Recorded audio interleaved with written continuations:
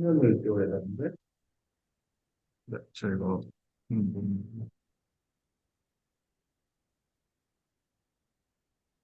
이거는 네, 그럼 음,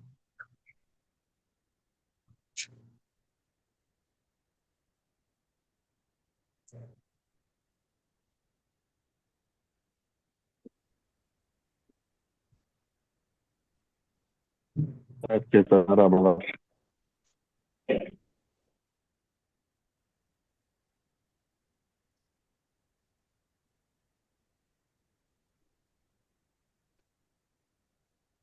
연결은 됐어요. 이렇게. 네, 네. 제 보시면 될 것 같습니다. 오케이. 네.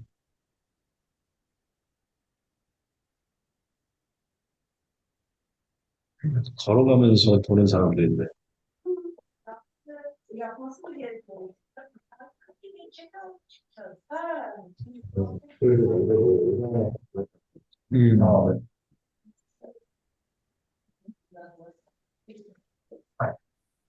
뭐 하는 거예요? 네.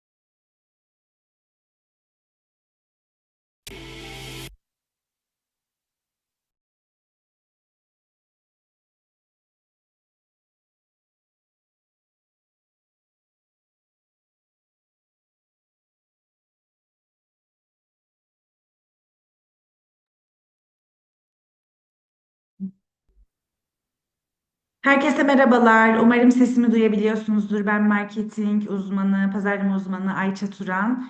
Hepiniz hoş geldiniz.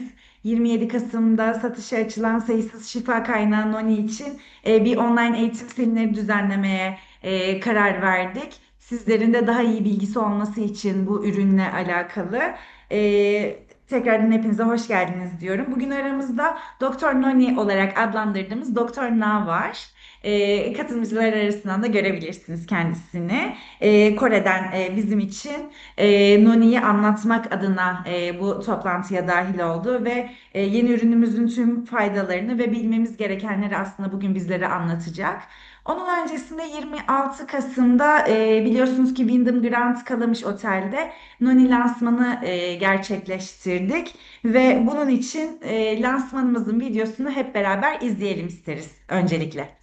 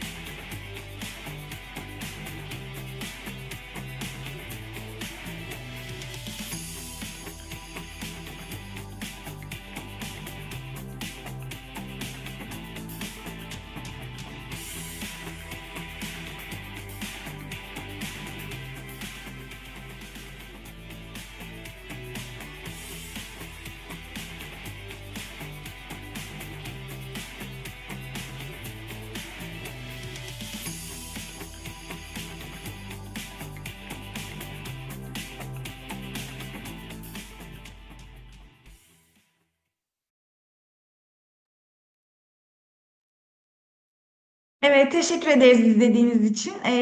Aslında Zoom'dan kaynaklı belki bir ses ve görüntü problemi yaşadık. Yaşamış olabiliriz ama YouTube'da aynı videoyu bulabilirsiniz. İzleyebilirsiniz. Linki olacak. Daha sonrasında paylaşacağız sizlerle. Ee, Şimdi de Genel Müdür Yardımcımız Muzaffer Sabur aramızda. Ona sözü bırakmak isterim.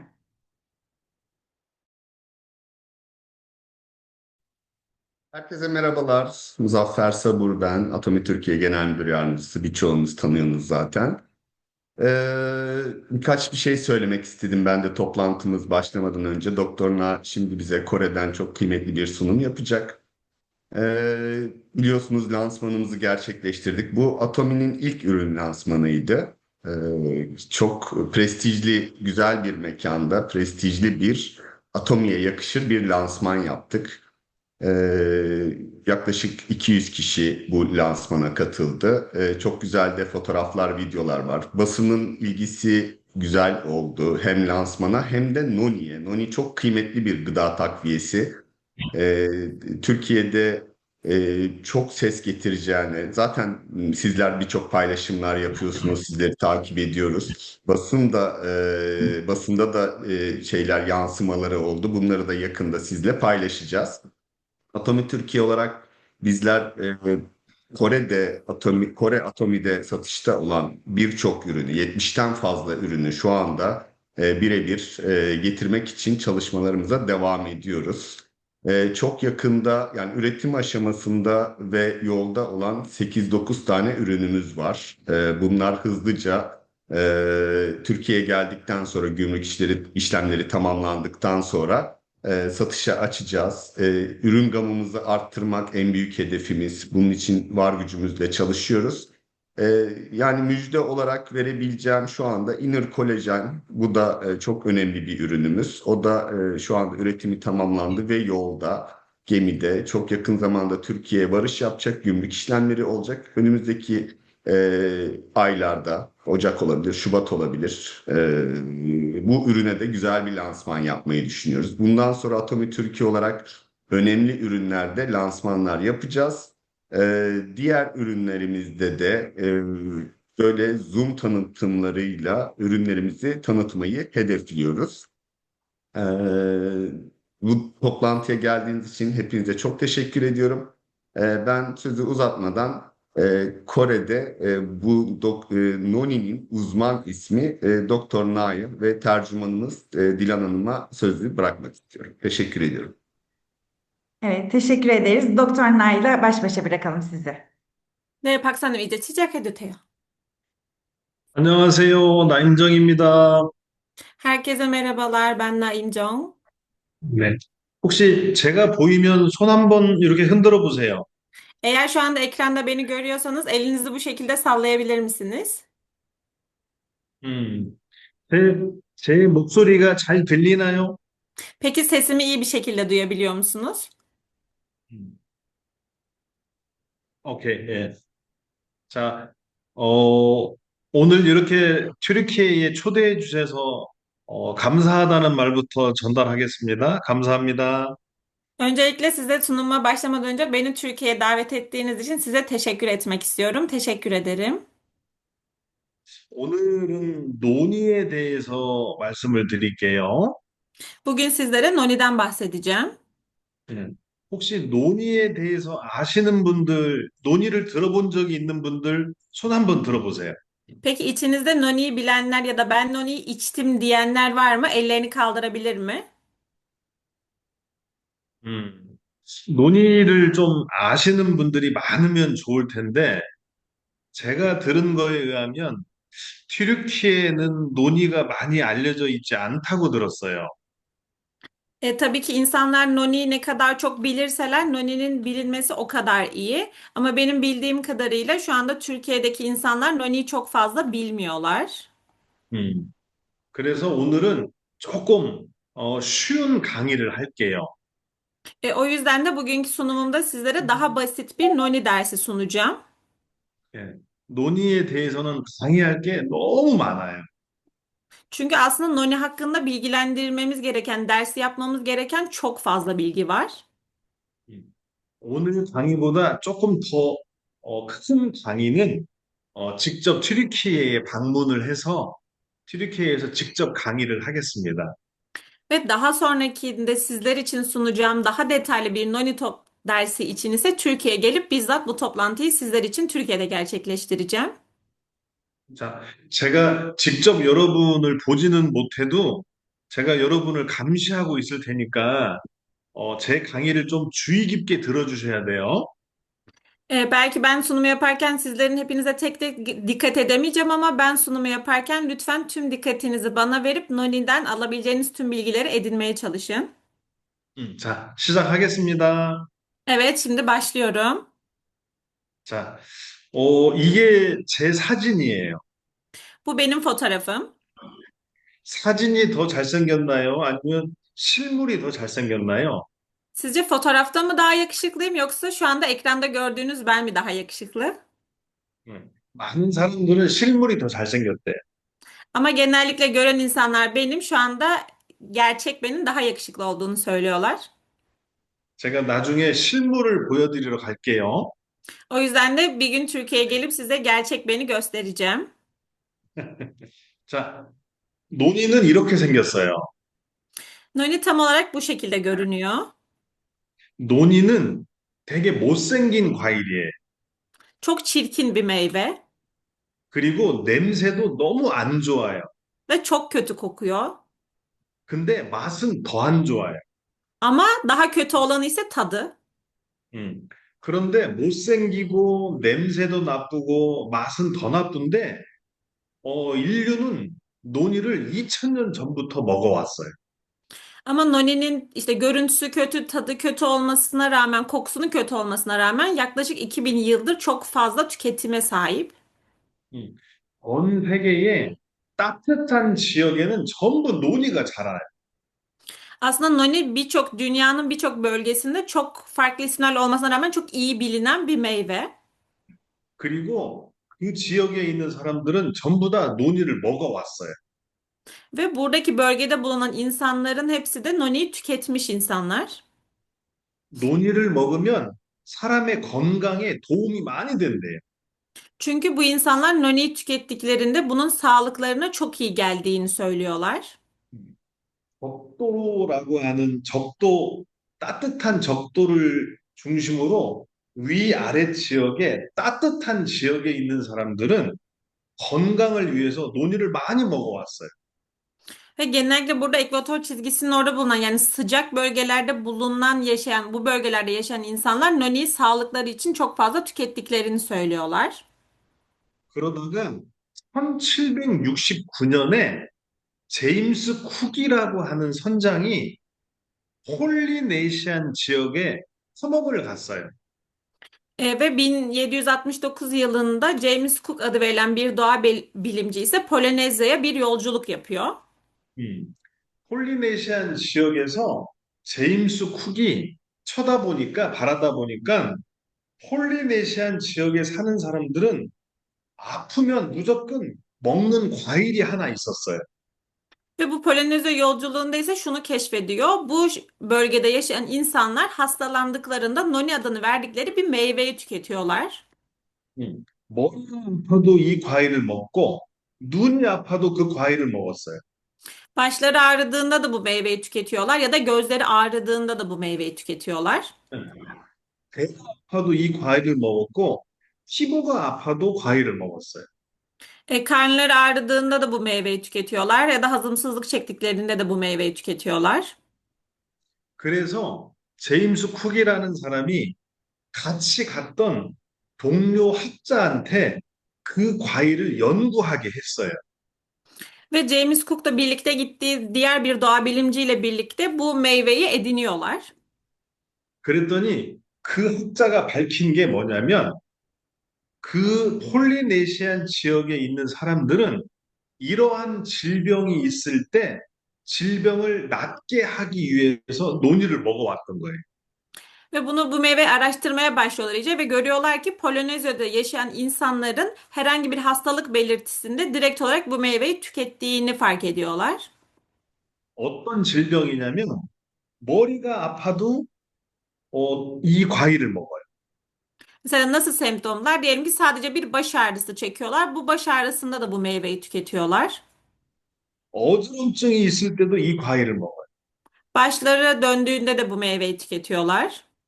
열이 날 때도 이 과일을 먹어요. Yüksek ateşte de bu meyveyi tüketiyorlar. 염증이 있을 때도 이 과일을 먹어요.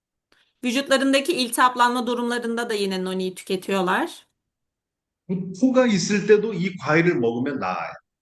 Kusma yaşadıklarında da meyveyi tükettikten sonra daha iyi olduğunu söylüyorlar. 배가 아프거나 소화가 안 될 때 먹어도 이 과일을 먹으면 질병이 나아요. Ve karınları ağrıdığında, hazımsızlık çektiklerinde meyveyi tükettikten sonra bu durumun tamamen geçtiğinden bahsediyorlar. 설사가 있을 때도 이걸 먹으면 나아요. İshal olduklarında da yine bu meyveyi tükettiklerinde iyi olduklarını 피부 질환이 있을 때도 이걸 먹으면 나아요. ve ciltlerinde herhangi bir problem çıktığında da yine bu meyveyi tükettiklerinde daha iyi olduklarını söylüyorlar. 그 과일의 이름이 뭐냐면 논이에요. İşte tam olarak yedikleri bu meyvenin ismi ne diye sorarsanız noni. 즉, 사람들은 2000년 전부터 못생기고 냄새나고 맛이 없어도 건강에 도움이 되니까 논이를 오랜 기간 먹어왔던 거예요. Yani aslında insanlar yaklaşık 2000 yıldır bu meyve kötü de olsa, kötü de koksa, tadı da çok kötü de olsa sırf sağlıkları için bu uzun bir zamandır bu meyveyi yiyerek bugüne kadar geldiler. 1769년 그 다음부터 논이에 대해서는 연구가 엄청나게 많이 이루어졌어요. Ve o 1769 yılından itibaren Noni ile birlikte yayınlanan makale sayısı da inanılmaz derecede artış gösterdi. 논의에 대한 연구 논문은 무려 10만 건 이상이 연구가 됐어요. Yani Noni hakkında yayınlanan akademik makaleler yaklaşık 100 bin makaleyi aşmış durumda. 심지어 학자들이 모두가 인정받는 논문이 있어요. 그 논문을 SCI 논문이라고 해요. Ve bu tüm uluslararası bilimsel indeksli dediğimiz SCI düzeyindeki kabul görmüş makaleler içerisinde de yer alıyor. 논의에 대한 연구 논문 중에 SCI급 연구 논문도 3천 건이 넘어요. Ve bu SCI dediğimiz yani uluslararası bilimsel indeksli makalelerde de Noni içinde yayınlanan makalede 3000 tane. 지금도 전 세계의 많은 대학에서 논의에 대한 연구가 진행되고 있어요.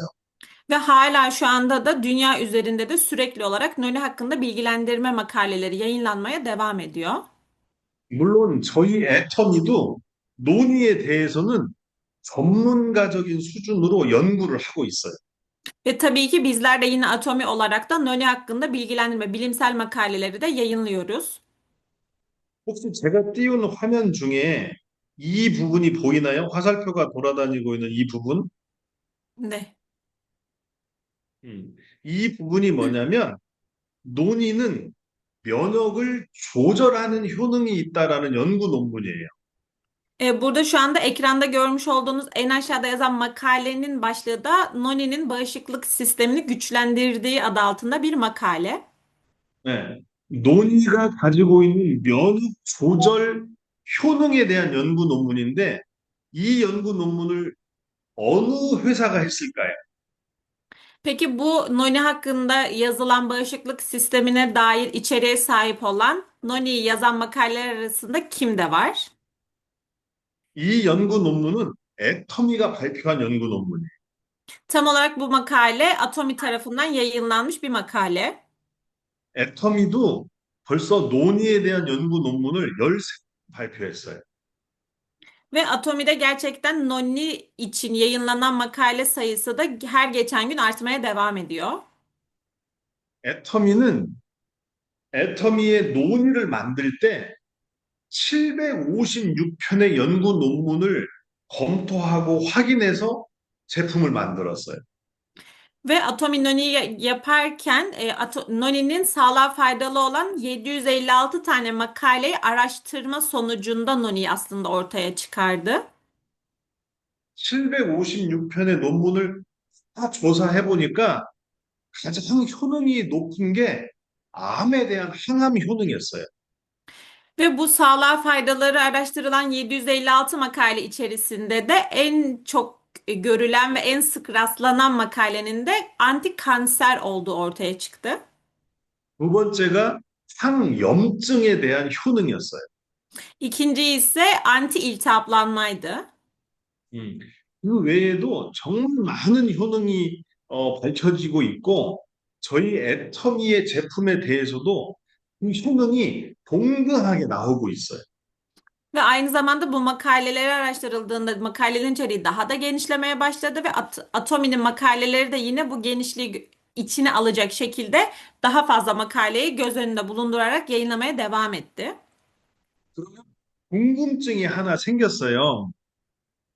Ve merak ettiğimiz bir şey ortaya çıktı. 논의는 머리부터 발까지 모든 사람의 몸에 전부 다 효능이 나와요. Peki nasıl oluyor da noni baştan ayağa tüm vücut bölgelerinde bu kadar faydalı olabiliyor sorusu.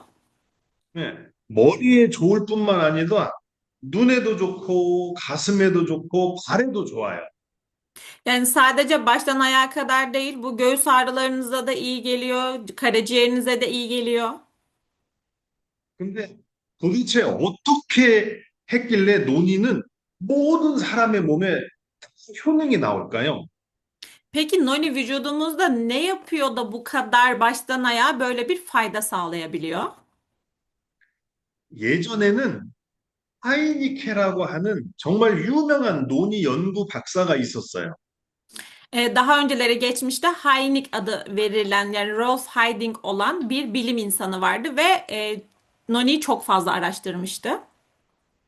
1970년대에 하이니케가 하나의 논문을 발표를 했어요. Ve 1970 yılında bilim insanı olan Hynek bir makale yayınladı. 논을 먹으면 논이 안에 있는 좋은 성분이 사람 몸 안으로 들어가요. Ve yayınladığı makalede de şunu söylüyordu. Noni tükettiğiniz zaman noninin içerisindeki bir madde vücudunuza giriş yapıyor. 그래서 사람 몸 안에 있는 병든 세포를 논이에 좋은 성분이 들어가서 건강한 세포로 만들어 준다라고 논문을 발표했어요. Ve yayınladığı makalede şunu söylüyordu. Vücudumuza aldığımız bu madde ise vücutta eğer anormal bir hücre varsa, hasta bir hücre varsa bu hücreye giderek onu iyileştirip sağlıklı bir hücreye dönüşmesini sağladığına dair makalede bir içerik yayınladı. 그리고 아직까지도 많은 사람들은 단순하게 논이를 먹으면 병든 세포가 건강해지는구나라고만 생각을 하고 있어요. Ve daha sonra bu makaleyi okuduktan sonra insanlarda demek ki gerçekten noni insan sağlığına çok faydalı gibi söylemlere başladılar. 우리 애터미는 그렇게 단순하지 않아요. Ama Atomi bu kadar basit düşünmedi. 그래서 애터미가 도대체 논의는 어떻게, 어떤 방법으로 모든 사람의 몸에 건강한 효능을 나타내는지를 연구 한번 해보기로 했어요. Ve daha sonrasında Atomi de şöyle söyledi. Bu kadar basite indirgemeyip Noni'yi daha fazla araştırıp insan vücudunda nelere iyi gelebileceğini araştırmaya başladı. 2025년 12월, 불과 일주일 전에 지금 보이는 이 논문이 발표가 됐어요. Ve daha sonra bu araştırmaların sonucunda da şu an ekranda görmüş olduğunuz makale yayınlandı. 물론 이 연구는 애터미가 한 거예요. Ve bu makaleyi Atomi tarafından yayınlandı. 이 연구는 어떤 걸 한 거냐면 암 세포를 만들어 놓고 암 세포에 논의를 투입을 하면 암 세포가 극복이 되는지 안 되는지를 검증한 실험이에요. Peki bu nasıl bir makale derseniz de bu makalede şöyle bir araştırma yapıldı. Bir kanser hücresi yaratıldı. Daha sonra bu kanser hücresinde noninin etkisi nasıl, ne kadar olduğu araştırılmaya başlandı. 자, 여성 회원분들 손 한번 들어보세요. 여성 회원분들. Kadın üyelerimiz ellerini kaldırabilirler mi bu şekilde? 근데 여성 회원분들은 지금 제가 강의하는 걸 잘 들으셔야 돼요. O yüzden kadın partnerlerimiz ben anlatırken daha dikkatli dinlemeliler. 저희가 생체의 암을 일으켰어요. Bizler kanser üzerindeki etkilerini araştırdık. 하나는 폐암, Birincisi akciğer kanseri, 또 하나는 유방암, ikincisi meme kanseri, 또 하나는 뇌암. üçüncüsü ise nöroblastem yani beyindeki bir kanser türü. 폐암과 유방암과 뇌암 세 가지의 암을 일으킨 다음에 논이를 먹여봤어요. Bu üç tür kanser hücrelerinin üzerinde noninin içirilmesi sağlandı. 혹시 화면에 이 화살표가 보일까요? Şu anda ekranda de boyuyor. Ekrandaki hücreleri sizler de görüyorsunuz. 논이를 먹이면 이렇게 길었던 암세포가 이렇게 점점 줄어들어요. Ve noniyi tükettikten sonra kanser hücrelerinin giderek küçüldüğünü gözlemlediler. 음. 폐암이든 유방암이든 뇌암이든 논이를 먹으면 암세포가 점점 줄어들어요. Yani bu aslında akciğer kanseri olsun, meme kanseri olsun, hangi kanser türü fark etmeksizin noniyi tüketmeye başladıktan sonra kanser hücrelerinin küçüldüğü gözlemlendi. 암세포가 줄어드는 것뿐만 아니고 암의 전이, 암이 다른 데로 옮겨가는 것도 막아줘요. Ve sadece bu hücrelerin küçülmesini sağlamak değil, aynı zamanda vücuttaki bu kanserin vücudun herhangi bir yerine taşınmasının da önüne geçtiği görüldü. 폐암세포하고 유방암세포, 그 다음에 뇌암세포가 전이가 되는 거를 논이가 막아주는 거예요. Yani bu akciğer kanser hücresi de olsa, meme kanser hücresi de olsa, nöroblastom kanser hücresi de olsa bunun noni tarafından engellendiği görüldü. 근데 어떤 방법을 통해서 암을 막아주는지를 저희가 밝혀냈어요. Peki noni ne yapıyordu da yani nasıl bir yöntem sunuyordu da kanser hücrelerini engelliyorduyu biz atomi olarak bulduk. 논의에는 에로닌이라고 하는 성분이 있어요. Noninin içerisinde zeronin adı verilen bir madde mevcut. 논의는 제로닌 성분이 병든 세포 안으로 들어가요. Zeronin adı verilen madde hücrenin içerisine giriyor. 그러면 병든 세포 안에 들어있는 C53이라고 하는 단백질이 갑자기 움직임을 빨리 하게 돼요. Ve bu zeronin içerisinde bulunan P53 adını verdiğimiz bir proteini aktive ediyor. 이 C53이라고 하는 애가 어떤 기능을 갖냐면 종양을 억제하는 기능을 가지고 있어요. Peki bu P53 proteini neye yarıyor derseniz de tümörü baskılayıcı bir işleve sahip. 이 C53이 기능을 못하면 세포가 병이 들어요. Eğer P53 kendi görevini yapamazsa, baskılayamazsa o zaman hücreler çoğalmaya başlıyor. 근데 제로닌이 들어가면 C53이 기능을 잘하게 되는 거예요. Ve eğer zeronin de buraya gelirse P53'ün aktivasyonunu gerçekleştiriyor. 그러면 이 P53이 패스페이지라고 하는 애를 더 많이 움직이게 만들어요. Ve P53 adını verdiğimiz proteinde parçalayıcı bir enzim olan bir kaspaz var. Bunun aktivasyonunu hızlandırmaya başlıyor. 그러면 이 캐스페이지라고 하는 애가 암세포를 죽게 만들어. Peki bu kaspaz ne demek? Kaspaz da kanser hücrelerini öldüren bir enzim. 그러면 P53하고 캐스페이지가 뭔가 궁금하시죠? Peki siz merak ediyorsunuz şu anda P53 ve kaspaz nedir? 좀 어렵겠지만 논이를 먹으면 병든 세포가 건강해진다고 했잖아요. Tabii ki biraz zor olabilir ama şöyle düşün. Az önce şunu söylemiştik. Hastalıklı bir hücre var ve zeronin sayesinde bu sağlıklı bir hücreye dönüşüyor. 세포가 건강해지려면 두 가지가 꼭 필요해요. Ve bu hücrenin hastalıklı hücreden sağlıklı hücreye geçebilmesi için iki tane maddeye ihtiyaç duyuyor. 그 중에 하나가 P53이고 또 Bunlardan 다른 biri 하나가 캐스페이지예요. bunlardan biri P53, diğeri ise kaspaz. 예. 자, 그러면 캐스페이지가 뭐고 P53이 뭔지 간단하게 알아볼게요. Öncelikle bir kaspazın üzerinden anlatmaya başlayacağım.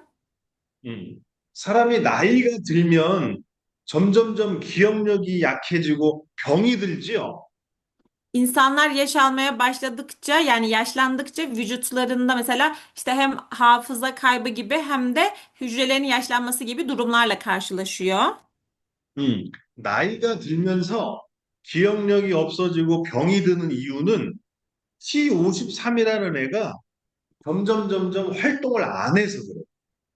Peki bunun sebebi neden? İnsanlar yaşlandığında hafızaları zayıflıyor ve vücutları daha kolay 예.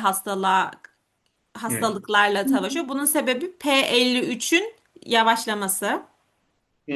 T53이라는 애가 기능을 잘 못하면 T라고 하는 애가 기능을 안 해.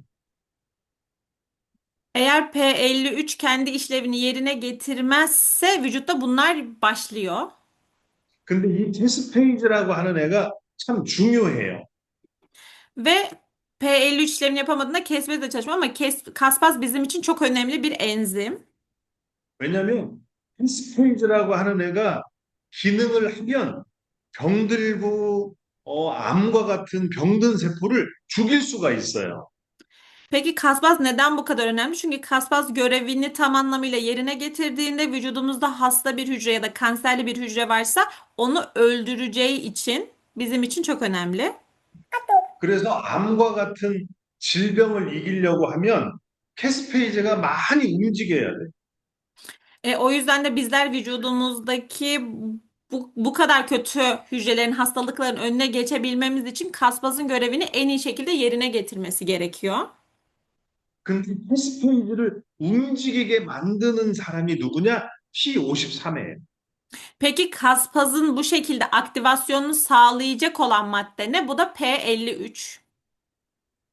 근데 T53은 나이가 들어가면 잘 움직이려고 하지 않아요. Ama P53'te de sizler yaşlanmaya başladığınızda aktivasyonu da yavaşlamaya başlıyor.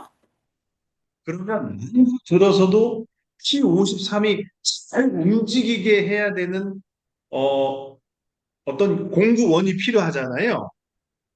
Demek o zaman bizim bu P53'ün işlevini harekete getirecek bir maddeye ihtiyacımız var. 성장이 밝혀진 T53을 가장 많이 움직이게 하는 물질이 뭐냐면 제로닌이라고 하는 물질이에요. Tam olarak işte P53'ün biz yaşlansak bile onun aktivasyonunu, işlevini devam ettirecek olan madde de zeronin maddesi. 근데 제로닌이 가장 많이 들어있는 식물이 뭐냐면 그게 논이에요. Ve zeronine bu kadar ihtiyaç duyuyorsak zeronin en çok hangi maddenin içerisinde var? Noninin içerisinde. 즉, 논이를 먹으면 제로닌이 머리에서부터 발끝까지 모든 질병을 다 이기게 도와주는 거예요. Yani eğer bizler noniyi tüketirsek baştan ayağa vücudumuzda bulunan hastalıklı hücrelerin tedavi edilmesine yardımcı oluyor. 근데 이런 과학적인 원리를 누가 발견해냈다고요? Peki bu bil 애터미가 발견해냈어요. Peki bu bilimsel açıklamaları tam olarak kim ortaya çıkardı? Kim bunları keşfetti? Atomi. 그리고 이런 발견한 과학적인 근거를 가지고 만든 게 애터미 발효논이에요. Ve bu şekilde bu bilgilere sahip olup da bu kadar önemli bir madde yani fermente edilmiş noniyi ortaya çıkaran da yine atomiydi. 그중에 제가 몇 가지 사례를 하나 소개를 해드릴 거예요. Ve sizlere birkaç tane makaleden bahsedeceğim. 지금 보이는 이 페이지는 혈병 환자에 대한 이야기예요. Bu ekranda görmüş olduğunuz da bir beyaz kan hücrelerimize dair yapılan bir makale. 음, 실은 논의는 백혈구라고 하는 면역 세포를 높인다는 게 이미 밝혀져 있어요. Noni'nin içerisinde bulunan maddenin bağışıklık sistemini güçlendirdiğine dair bir bilgiye sahibiz. 음, 암에 걸린 환자들은 항암 치료를 하고 나면 다시 회복하는 데까지 시간이 오래 걸려요. Eğer bir kişi kanser tedavisi gördüyse daha sonrasında iyileşme sürecindeki süreç biraz uzun bir zaman alıyor.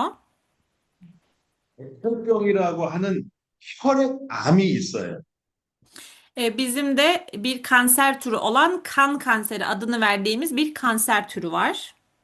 음, 나이 50인 여성의 백혈병 환자에 대한 이야기예요. Bu 50 yaşındaki bir kan kanserine sahip olan bir hastanın konusu.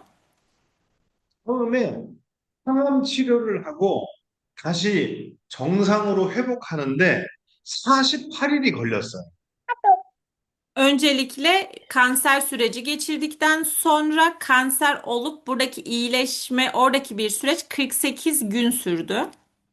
근데 그 환자에게 항암 치료를 하고 논이를 먹여봤더니 회복하는 기간이 27일로 줄어들었어요. Ama bu kişinin kanser sürecinden kanser olup iyileşme aşamasındaki kısımda noniyi içmeye başladıktan sonra iyileşme sürecinin 27 güne düştüğü görüldü. 이 여성 나이 50인 백혈병 환자는 제 와이프예요. Ve burada bahsettiğimiz bu kanser sürecinde yer alan kişi ise benim eşim. 실제로 제 와이프는 작년 9월에 급성 백혈병 환자가 됐어요. Benim eşim geçen sene 9. ayda lökosit kanseri yani kan kanserine yakalandı. 병원에서 내린 진단 결과는 6개월 생존율이 10%가 안 됐어요. Ve o zaman hastanede yapılan testlerde 6 ay kadar süren süreçte hiçbir iyileşme, toparlanma hızı görülemedi. 첫 번째 항암 치료는 실패했어요. Birinci kanser tedavisinde başarısız olundu. 두 번째 항암 치료를 하고 회복하는데 48일이 걸렸던 거예요. Ve ikinci kez tedavi olduğunda kanser tedavisinde ise yani iyileşme süreci 48 gün sürdü.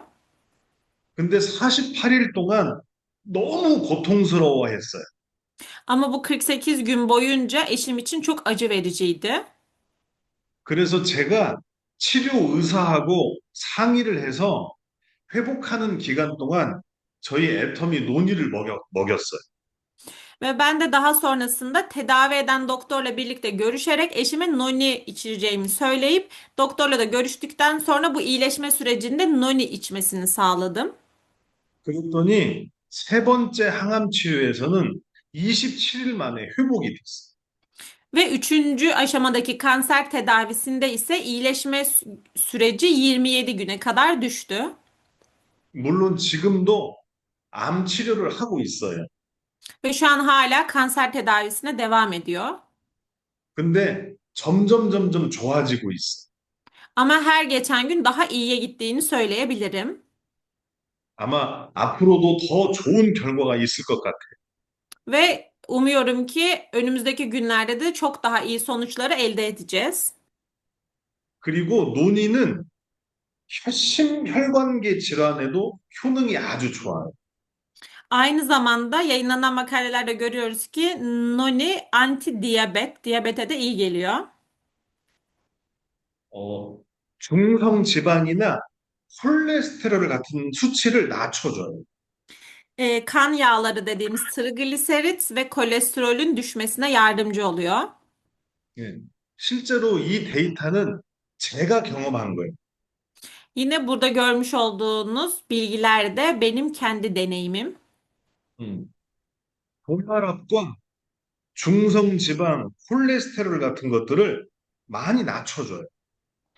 Kan şekeri ve bu glikozlenmiş hemoglobin yani 2-3 ayda bir ölçülen hemoglobin değerini ve kolesterolün düşürdüğünü gözlemledik. 또 하나는 탈모를 개선시켜줘요. Üçüncüsü ise saç büyümesini 음, sağlıyor. 머리 빠지는 탈모 증상을 개선시켜주고 머리를 풍성하게 만들어줘요. Saç dökülmesini önlerken aynı zamanda saçın büyümesine yardımcı oluyor.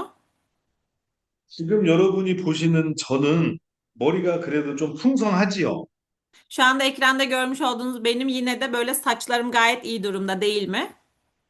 근데 불과 5, 6년 전에는 제가 대머리였어요. Ama asıl sorun şu ki bundan yıllar öncesinde ben keldim.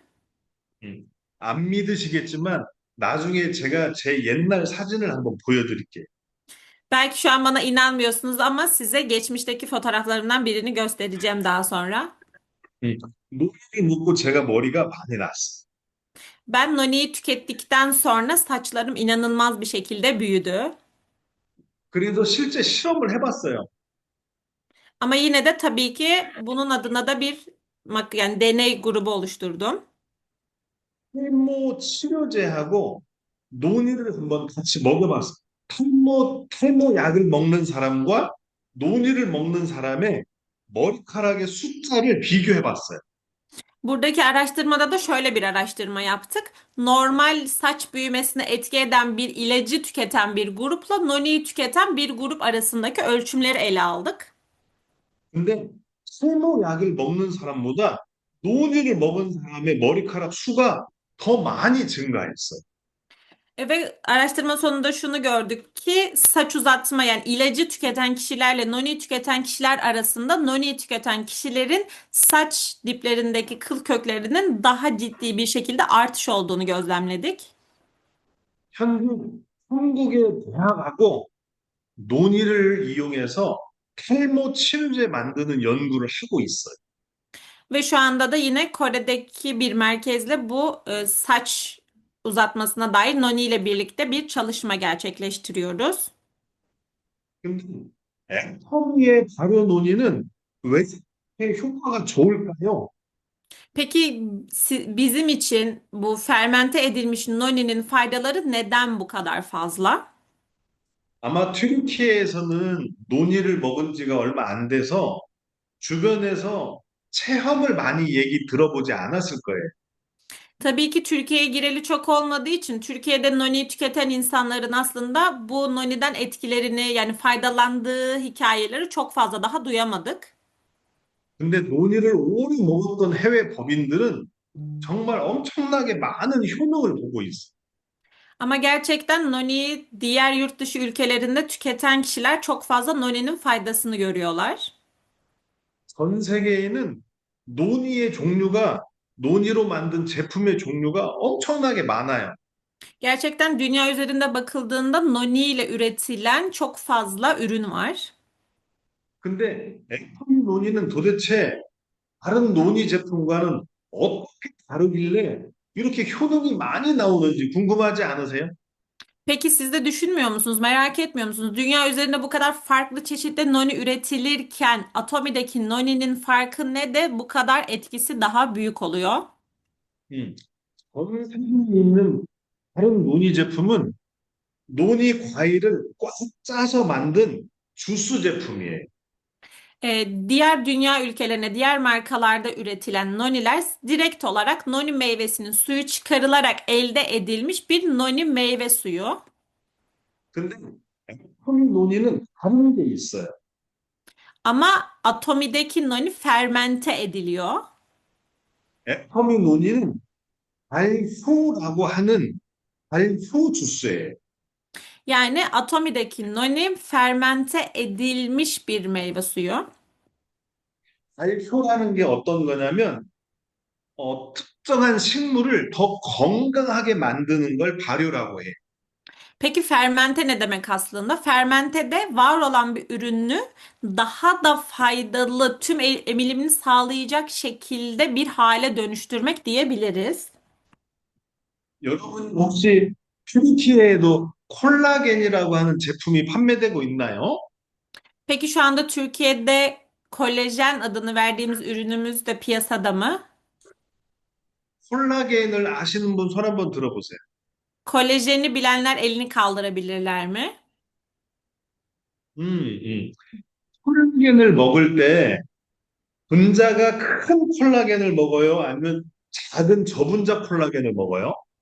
Peki kolajen tüketirken biz büyük moleküllü kolajenleri mi tüketiyoruz, küçük moleküllü kolajenleri mi tüketiyoruz?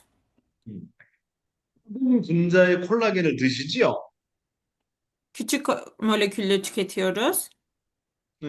왜 작은 분자의 콜라겐을 먹을까요? Peki neden küçük moleküllü olanı tüketiyoruz? 예. 덩어리가 큰 거는 사람이 아무리 먹어도 소화 흡수를 못해요. Sebebi şu, büyük moleküllü olan ürünleri tükettiğimizde, maddeyi tükettiğimizde sindirim ve emilim oranı daha az oluyor. 그래서 작은 분자의 음식을 먹어야 소화 흡수를 잘하게 돼요. Eğer bizler küçük moleküllü olan maddeleri tüketirsek sindirim ve emilimi daha hızlı ve iyi bir şekilde gerçekleşir. 논이는 정말 사람 몸에 좋은 과일이지만 논이를 그냥 먹으면 사람이 소화 흡수를 잘 못해요. Noni gerçekten insan vücuduna çok faydalı bir meyve ama noniyi siz tek başınıza tükettiğinizde sindirim ve emilim oranı çok fazla olmayacaktır. 애터미의 논이는 발효라고 하는 과정을 통해서 논이의 큰 분자가 작은 분자로 바뀌어요. Ve atomideki noni de fermente edilmiş bir noni olduğu için büyük molekülleri daha küçük moleküller haline getirerek bu şekilde sunuyor.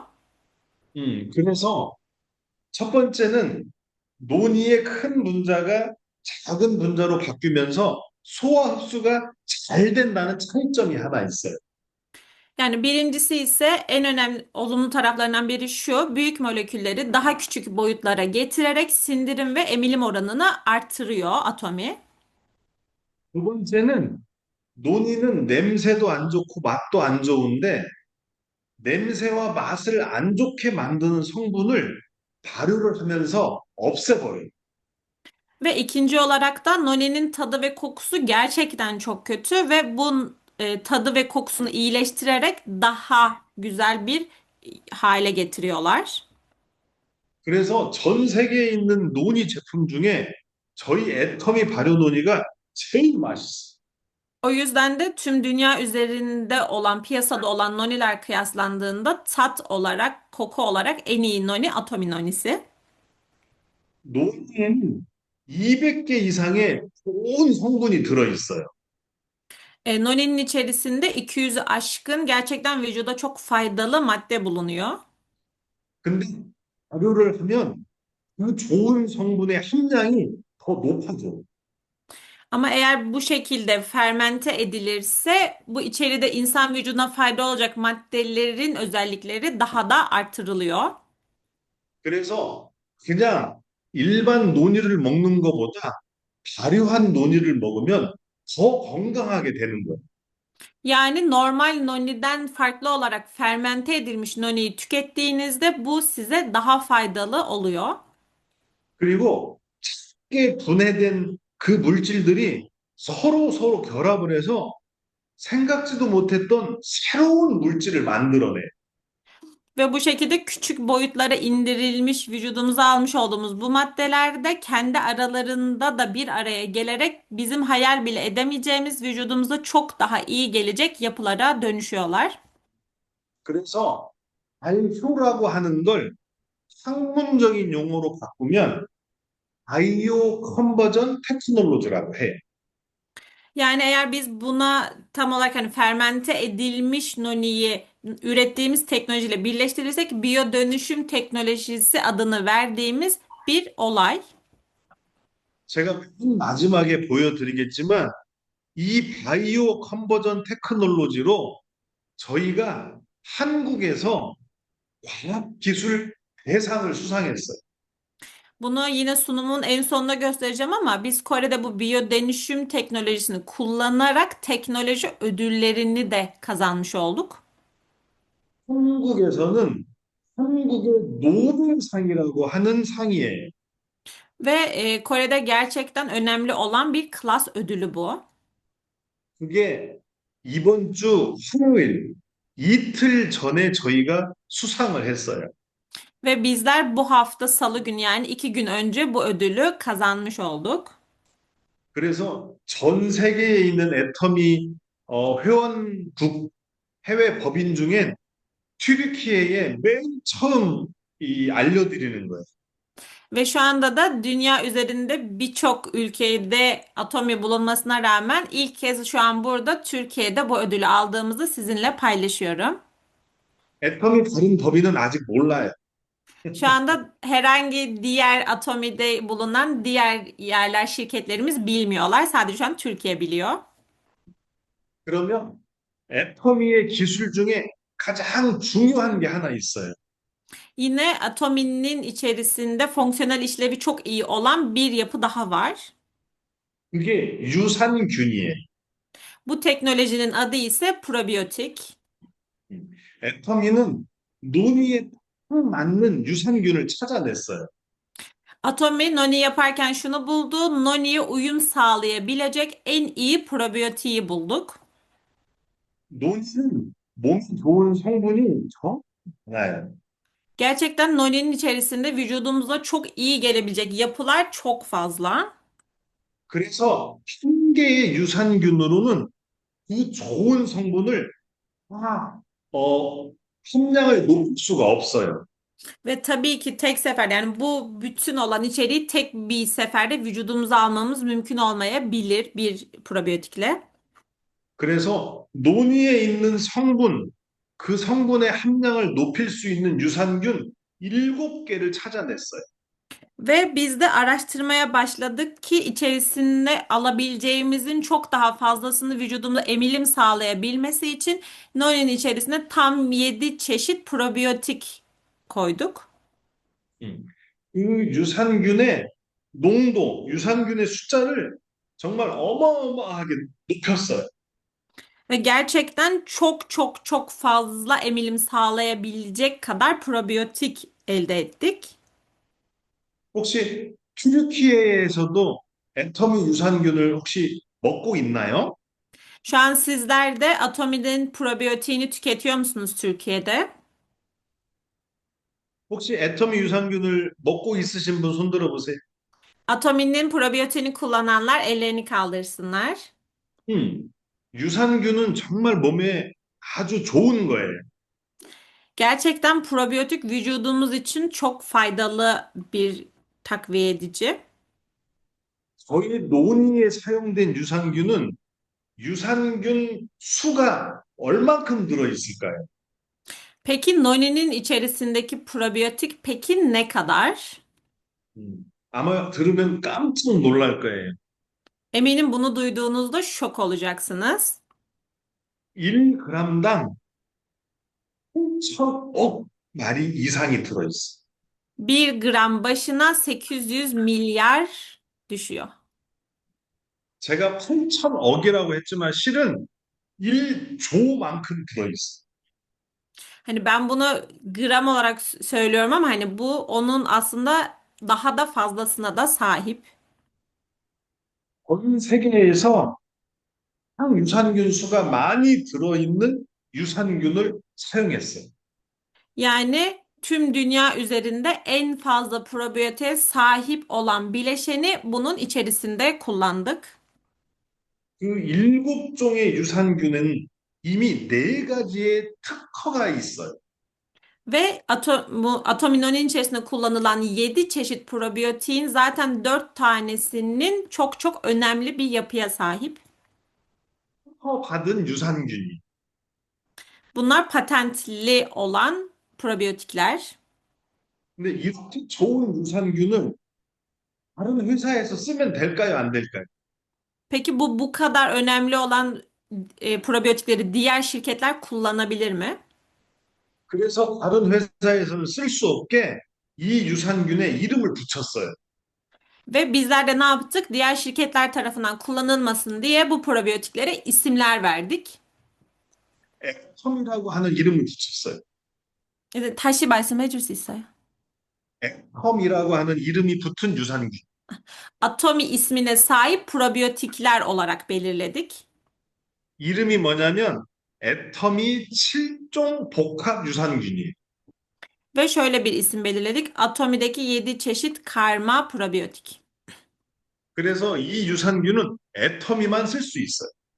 Yani bu probiyotikleri sadece Atomi kullanabilir. 이 유산균을 애터미만 쓸 수 있기 때문에 이 제품은 애터미만 만들 수 있는 거예요. Yani bu probiyotikler sadece Atomi tarafından kullanılabileceği için bu ürün sadece Atomi tarafından üretilebilir. 전 세계에서 발효 논의는 애터미가 처음 만들었어요. Tüm dünya üzerinde fermente edilmiş noni ilk kez Atomi tarafından yapıldı. 지금은 애터미를 따라서 다른 회사들이 발효 논의를 만들고 있어요. Ve şu anda Atomi'den gördükten sonra diğer şirketler de fermente edilmiş noninin üretimine başladılar. 그래도 우리 애터미보다 좋은 발효 논의는 만들 수가 없어요. Ama Atomi kadar iyi bir şekilde fermente edilmiş noniyi hiçbir şirket üretemez. 왜냐하면 애터미 유산균은 애터미만 쓸 수 있으니까. Çünkü Atomi'nin probiyotikleri sadece Atomi tarafından kullanılabilir. 그러면 우리 애터미 발효 논의는 어떤 업적을 이뤄냈을까요? Peki Atomi'deki fermente edilmiş noninin elde ettiği başarılar nelerdi?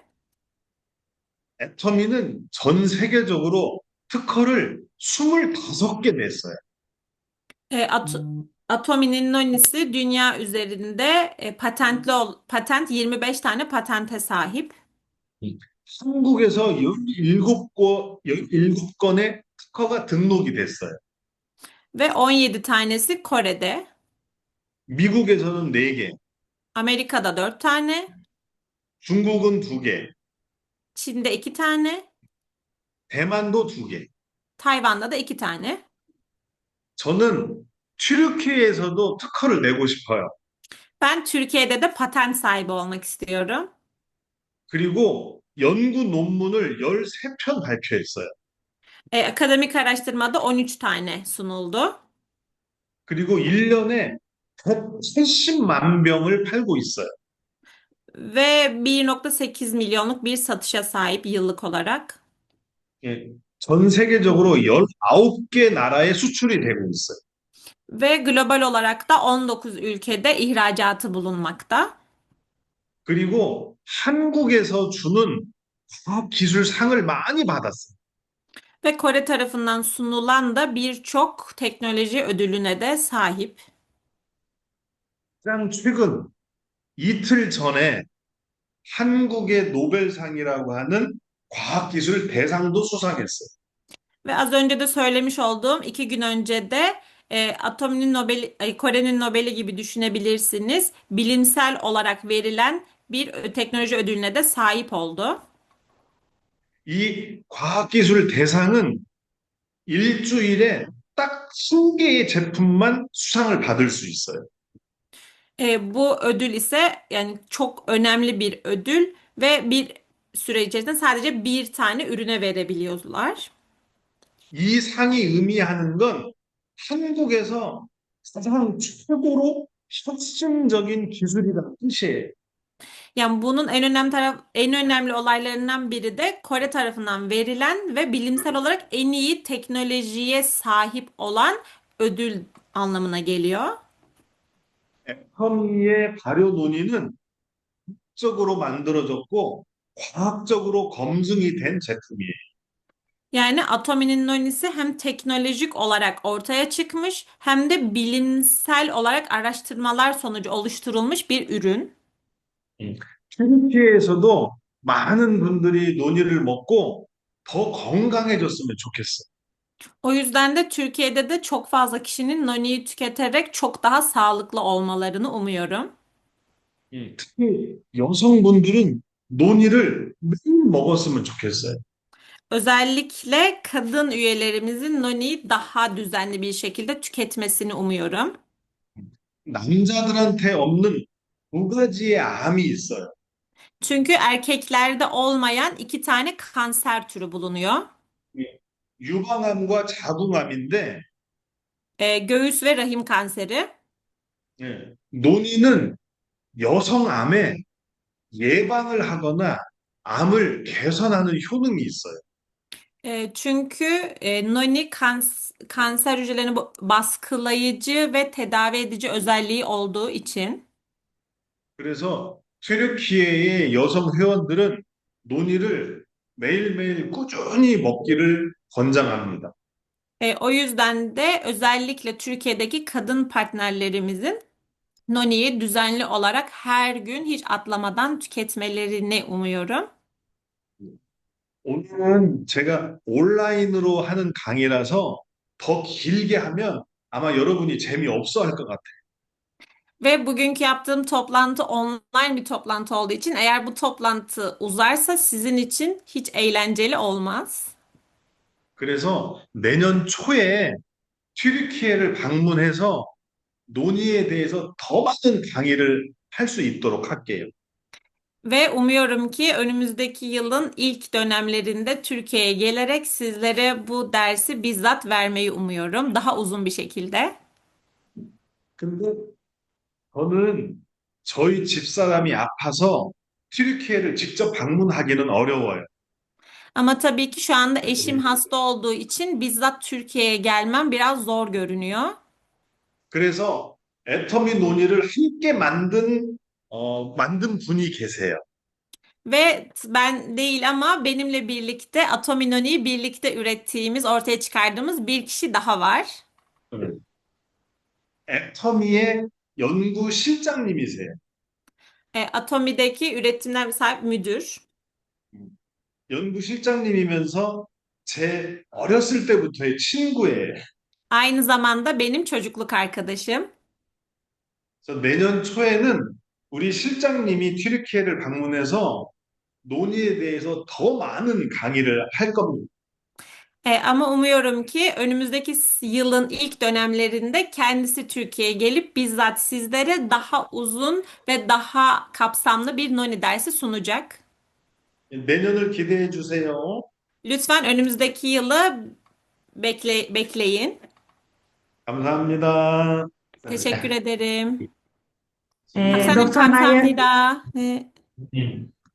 Doktor Naya'ya çok teşekkür ediyoruz. 혹시 질문이 Dilan Hanım'a da aynı 있으시면 şekilde çok teşekkür ediyoruz. 질문 3개만 받을게요. Eğer soru varsa 3 tane soru kabul edecekmiş sadece. Evet. Şimdi şöyle, tabii sohbet kısmına çok sayıda soru geldi. Dolayısıyla en çok sorulanlardan soru soracağız. Tamam. Hemen başlıyorum bir tanesiyle. Kullanım için yaş sınırlaması nedir? Kaç yaş üzeri kullanabilir? 네. 박사님, 너니를 몇 살부터 먹으면 돼요? 논의를 못 먹는 게 아닌데 미국에 소아의사협회라는 데가 있어요. 네. 그 소아의사협회에서는 만 1살, 12개월이 되기 전에 단맛이 나는 음식을 못 먹게 해요. 네. 왜냐하면 만 1살 이전에 단맛을 느끼면 나이가 들어서 당뇨병에 걸릴 확률이 높아진대요. 그래서 만 1살 이전에는 논이를 안 먹었으면 좋겠어요. Şöyle açıklama yapıyor. Amerika'da pediatri derneği varmış ve bu pediatri derneği 1 yaş altındaki çocuklara verilmemesini tavsiye ediyormuş. Bunun sebebi de çocuklarda 1 yaştan önce verildiğinde şeker isteği artabileceği için bu çocuklar ileriki yaş dönemlerinde şeker hastalığına eğilimleri olabilir. O yüzden de şey söylüyor, 1 yaşından küçük çocuklara vermemek tercih ediliyor. Ondan sonra her yaş grubunun tüketebileceğini söylüyor. Hı hı. Onun haricinde başka bir soru. Saç dökülmelerine iyi geldiğinden bahsetmişti. Ne kadar sürelik bir kullanımda saç dökülmesi azaldı ve ne kadar zamanda yeni saç çıkarmaya başlıyor? tamam. 아까 머리카락을 더 네. 강하게 만들었다고 얘기하셨는데, 몇 개월 정도 먹어야 머리카락을 이렇게 길게 좀 만들 수 있나요? 음, 저는 논의를 2019년부터 먹었고, 2021년이 되니까 머리가 풍성해졌어요. E, 한 2년 정도 걸렸어요. Ne? Kendisi 2019 yılında başlayıp 2021 yılına kadar hiç aralıksız devam etmiş ve 21 yılında artık saçları bu şeklini almış. Yani 2 yıl boyunca aralıksız tüketmiş. 우리 아까 이도상 실장님이라고 튀르키예를 방문할 사람이 있는데 그분을 통해서 제 옛날 사진을 공개할게요.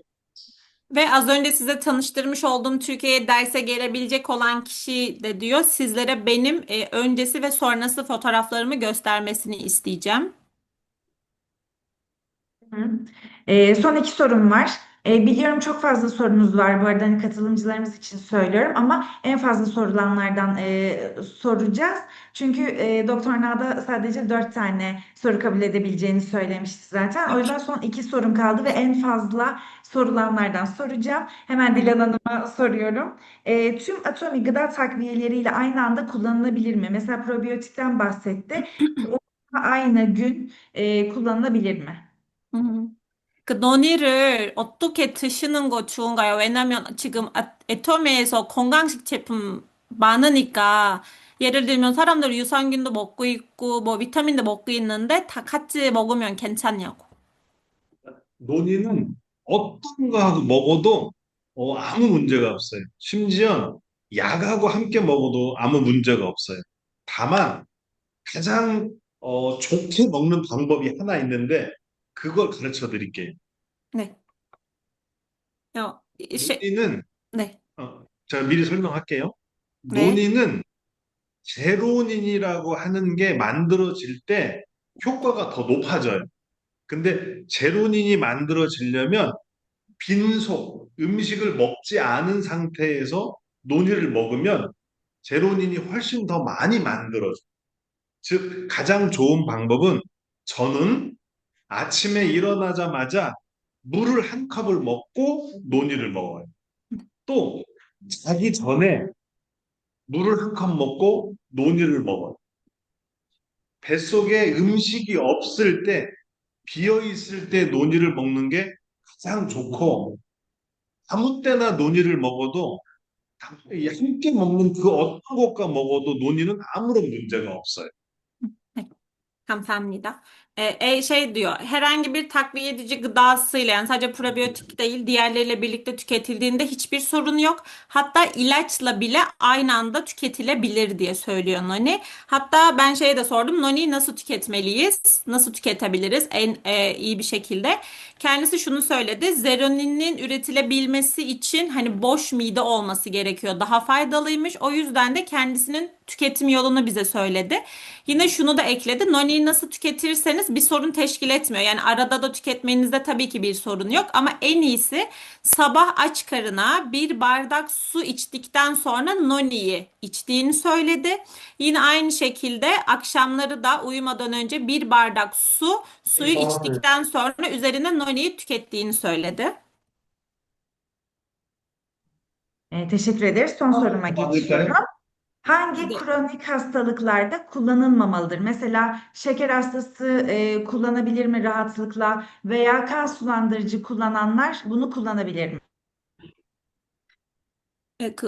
사람들은 뭐 병에 뭐 담요 있고 아니면 심장 아픈 사람들 있으면 너니를 먹을 수 있나요? 다른 건 괜찮은데 신장, 콩팥이 안 좋은 saram들은 논이를 물에 타서 연하게 해서 희석해서 드시는 게 좋아요. Ne? Şey diyor özellikle böbrek rahatsızlığı olanlarda diyor bu yüksek konsantrasyonlu şeyleri tüketmemeleri gerektiği için bunu bol suda çözerek, bol suda içinde karıştırarak bu şekilde tüketmeleri diyor. Onlara iyi olur. Teşekkür ederiz. 많은 궁금한 것들이 Şöyle, 있으면 더 네, 많은 궁금한 것들은 전부 다 질문을 받으셔서 네, 저한테 보내주세요. 그러면 네, 제가 다 답을 달아서 다시 그 회신 드릴게요. 네, 감사합니다. 네. Çok daha fazla sorunuz varsa diyor, lütfen bu soruları bana yazılı olarak iletirseniz ben hepsini tek tek cevaplayıp tekrardan sizlere göndereceğim. teşekkür ederiz. Rica edebilir miyiz aslında? Mesela onu takip edebileceğimiz bir sosyal medya hesabı varsa bize chatten yazabilir mi? 아, 혹시 박사님이 뭐 인스타나 뭐 그런 게 소셜 미디어 쓸 수 있나요? 또 있나요? 어, 저는 잘 안 해요.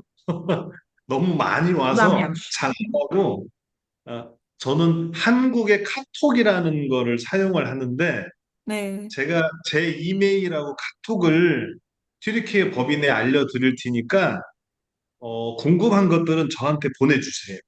네. 그러면 제가 회신을 드릴게요. Ne? Kendisi sosyal medya hesabı kullanmıyormuş ama şöyle söyledi, belki biliyorsunuzdur, Kakao Talk uygulamasını kullanıyormuş ve mailini yine genel müdürümüze bu adreslerini, mail adresini ve bırakacakmış. Merak ettiklerinizi kendisine oradan ulaştırabilir misiniz? Tamamdır. Bizde zaten vardı mail adresi. O zaman çok teşekkür ediyoruz. Hem Doktor Naya hem de Dilan Hanım size. Onun dışında biz Doktor Naya demiştik ki hani yaklaşık 300-400 katılımcımız olur maksimum demiştik. Ama bugün böyle 980'leri gördük. Onu da kendisine iletirsen Dilan çok seviniriz. Tabii ki. Böyle dedik ama bu kadar katılım biz de beklemiyorduk. Bir de hani hafta sonu ve çalışma saatleri. Dolayısıyla hiç beklemiyorduk. Çok sevindik de aynı zamanda katılımları için herkesin. Yine Paksa... çok kısa bunu hani çevirmene gerek yok ama soruları müşteri hizmetlerine mail olarak atabilirler üyelerimiz. Biz kendisine iletiriz Doktor Nana. 일단 박사님한테 이 강의를 해줘서 너무 감사하다고 말을 하고 싶고, 줌 미팅 하기 전에는 뭐 200, 300명 정도 사람을 참석할 수 있다고 생각을 하고 있는데, 지금 900명?